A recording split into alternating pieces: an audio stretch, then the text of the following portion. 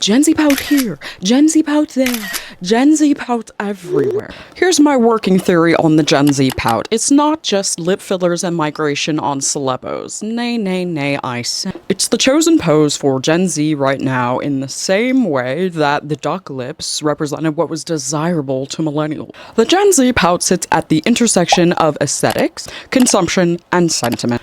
I call this the Gen Z pout trifecta. So no, the Gen Z pout is not birthed exclusively from a clinical factor of showing off a tweakment. It's also a digital time capsule. It captures how young people feel they need to portray themselves online at this specific moment in time. The millennial duck lip, if you look at some old photos, is actually pretty cheeky. There's light behind the eyes. Despite the economic crisis of 2008, there's still some sense of hope.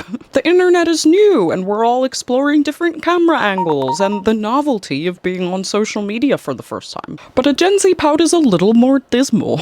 It's like you've seen too much. And despite being pretty young, you've been worn down by crisis after crisis hitting you in your youth. Like everything on the internet, this exists forever, and it's a digital footprint of how Gen Z feel. Obviously, not every Gen Z is doing the Gen Z pout. We don't all feel the same, look the same, act the same, etc, etc, etc. But I get more into that in my digital magazine on Substack. I also pair it with the cheeky makeup tutorial to, you know, offset the existential dread. If you want to read more in detail and leave me your takes, here's the full address for your leisure.